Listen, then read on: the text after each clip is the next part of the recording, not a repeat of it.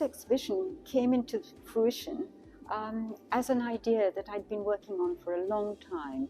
I'd always been puzzled by what happens to art at the end of the 19th, the beginning of the 20th century, when you really find artists turning their backs on naturalism, on realism, and beginning to find alternative paths, alternative routes into non-naturalism and ultimately abstraction. And it was probably 4 years ago that I started working specifically on this exhibition, bringing these 97 works together, sculpture and painting, some on quite a large scale, hunting out a lot of works that were in private collections, because the intention was to bring them to the exhibition, to the public, to make it available to them. One of the interesting things about the exhibition is that we were at one point planning it to be a touring exhibition, and we did have a proposal that it would in fact be with a Russian institution. Unfortunately, due to recent events, that was not possible. So as a result, we had to replace loans which would have come from there with alternatives, which we have done.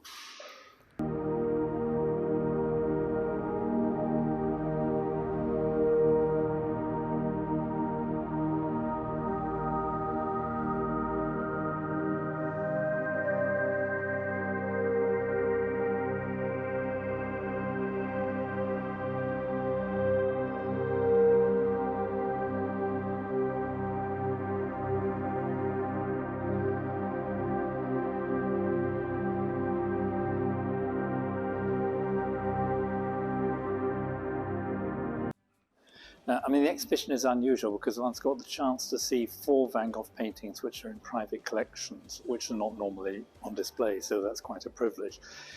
This is a particularly unusual one here because it was rejected as a fake in the very early 1900s, and the owner in Norway put it up in his attic and forgot about it.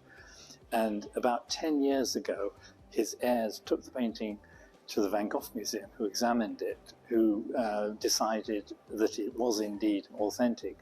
And it's quite a large work for Van Gogh, and it's a landscape with the remains of an ancient monastery in the corner, Montmajour. And the colouring is particularly unusual, and the sky. And this is now owned by a private collector, so we're very privileged to have it here in London on display. Okay. This painting was done from the bedroom window of Van Gogh when he was living in the asylum just outside Saint-Rémy-de-Provence. He'd been ill, he hadn't been allowed into the landscape to paint, so he had to do this from his window. But what's interesting is it's not a literal view from his window.